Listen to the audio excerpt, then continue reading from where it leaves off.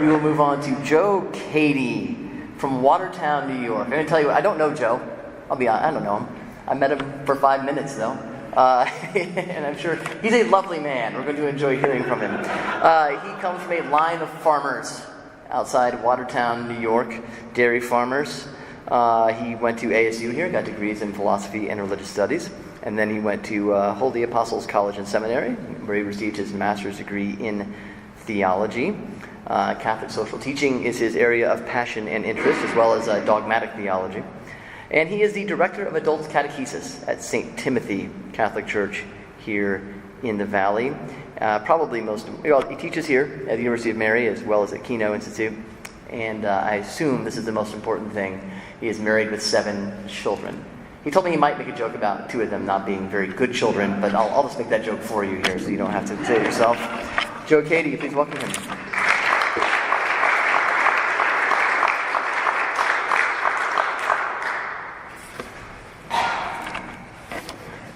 Good afternoon. I'm happy to be with you today to be a part of this conversation. The question I want to consider today is the interconnectedness of work, the common good, and the transcendent destiny of man. I think there's a danger that we can fall prey to, and that is to consider something like work in isolation to the rest of human activity and human behavior, human history.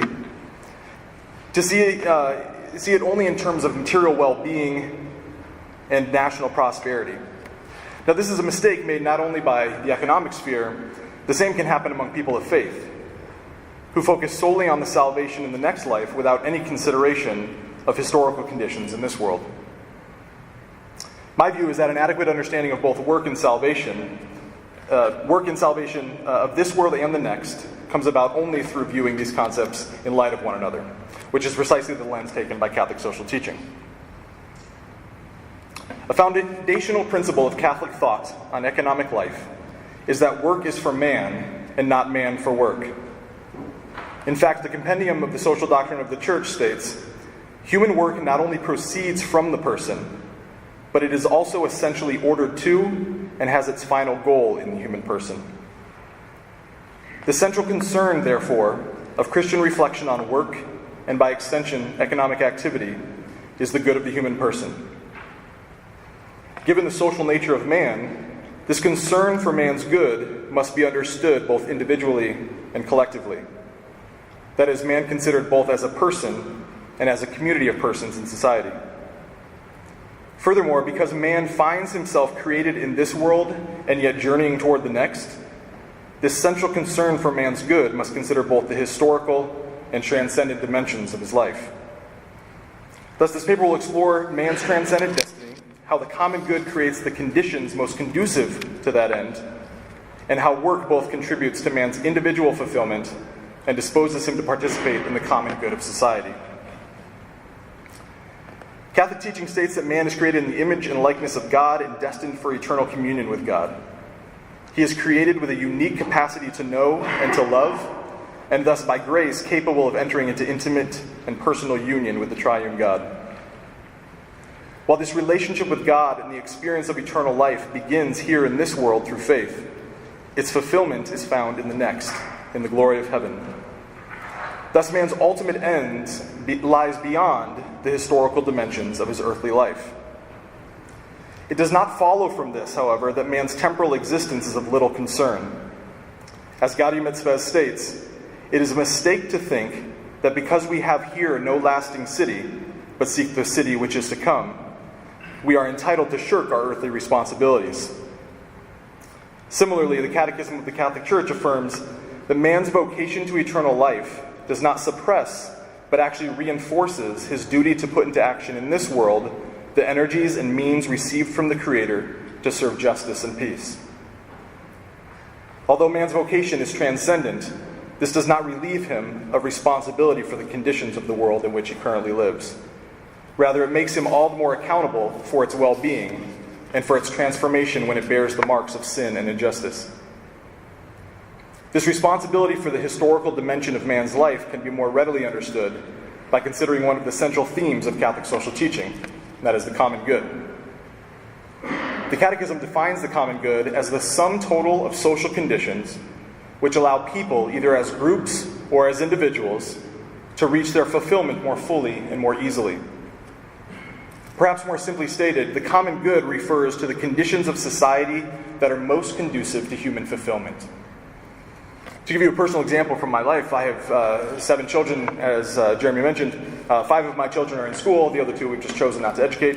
Just so they're not old enough yet for school.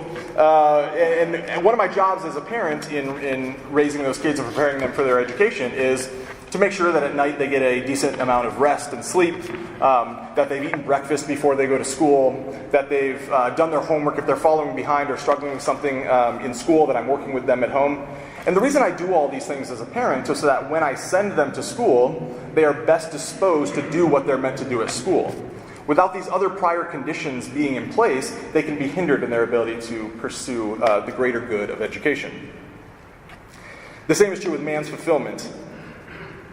But since man's ultimate end is not found in this world, the term fulfillment must be understood in reference to man's transcendent destiny.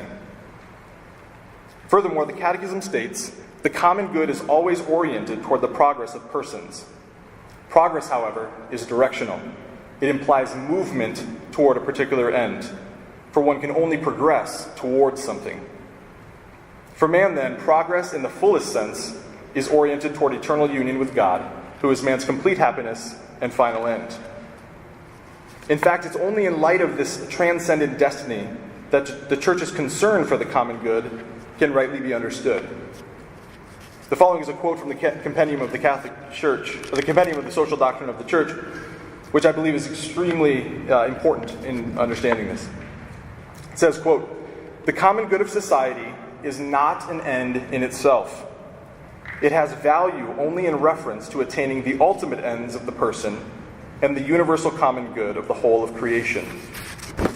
God is the ultimate end of his creatures, and for no reason may the common good be deprived of its transcendent dimension, which moves beyond the historical dimension while at the same time fulfilling it." End quote. The common good of society is not sought for its own sake, but rather to be at the service of man's greatest good by creating the social conditions most conducive to his fulfillment. These conditions of society, however, do not arbitrarily come into existence. They are the product of human activity, both individually and collectively. It is for this reason that the Church states it is necessary that all participate, each according to his position and role, in promoting the common good. Everyone has a responsibility to contribute to the good of society, and a role to play in establishing a just social order. However, in order for man to fulfill this responsibility, certain prerequisites are needed. First and foremost, the practice of virtue, which is the principal means of realizing the common good. Secondly, man needs a degree of well-being sufficient to the cultivation of virtue and participation in social life. Without a basic sufficiency of bodily needs being met, man is hindered not only in his ability to develop personally, but also in his ability to contribute to the common good and thus fulfill his social obligations. In fact, one of the motivating factors of working to overcome poverty and injustice in society is to increase the potential of individuals to participate more fully in social and economic life, and thereby contribute to the common good. It is precisely within this context that questions of human work and economic justice become most relevant.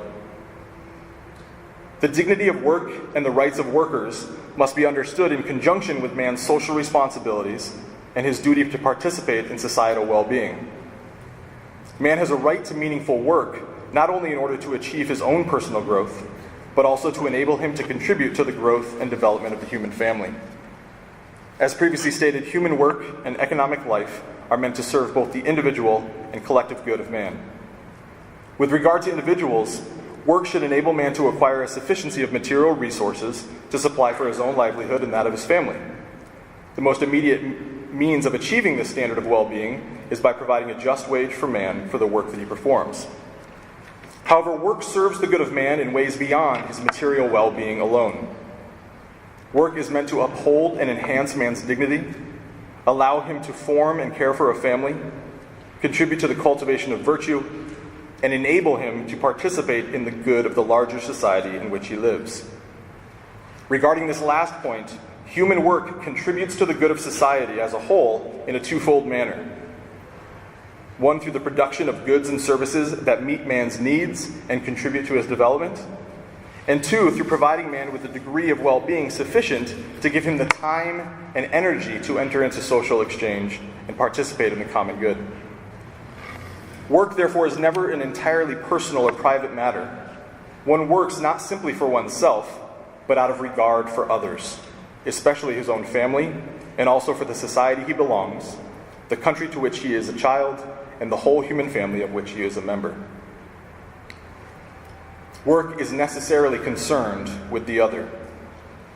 In fact, turning one's attention outward to the good of society and putting one's life and work at the service of the common good is itself a means to man's personal good and ultimate fulfillment. Man is a social being by nature and is fashioned by God to enter into relation with others and ultimately with God himself.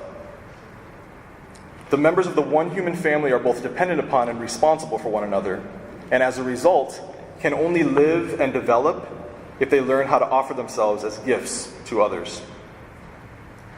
As Pope John Paul II insightfully states, a man is alienated if he refuses to transcend himself and live in the experience of self-giving and of the formation of an authentic human community oriented towards his final destiny, which is God. The same, however, is true for society itself. Pope John Paul II continues, a society is alienated if its forms of social organization, production, and consumption make it more difficult to offer this gift of self and to establish this solidarity between people. Just as man cannot fully become himself unless he learns to offer himself as a gift for another, so also society, in a sense, loses its identity if it functions in a way that hinders man's ability to enter into relationships of reciprocity and mutual care. For good or for ill, the character of society necessarily influences the character of its members, and will therefore either help or hinder man in his ability to live the way of self-gift. In a society marked by greed, selfishness, and exploitation, man will be hindered in his ability to cultivate the virtues needed for his individual and collective flourishing. In a society marked by generosity, responsibility, and justice, man will be more readily disposed to develop these same virtues. However, the structures of society are themselves the products of human choices and behavior, such that the character of individuals determines the character of social, political, and economic structures of society. When individuals act out of selfishness and greed rather than solidarity and reciprocity, the results are institutions bearing these same features. This is as true of the marketplace as anywhere else. When work and economic life are divorced from any sense of mutual responsibility, generosity, and the moral order, the result is that economic life will become an alienating force for man. When profit and material well-being, rather than integral human development, become the sole focus of economic activity, it will be hard to see work as anything more than a burden to be endured. Therefore, the human person must always be the subject, center, and goal of social life, including and especially the economic activity of society.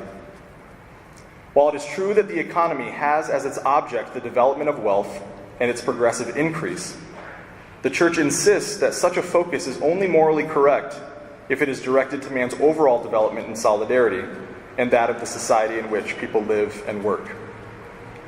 As articulated by Brian Benestad, good business enterprises respect the dignity of workers, produce a good product or service without damaging the environment, make a sufficient profit, pay a just wage, and create an atmosphere in which their workers can develop as persons and live in solidarity with one another while making a genuine contribution to society by their work.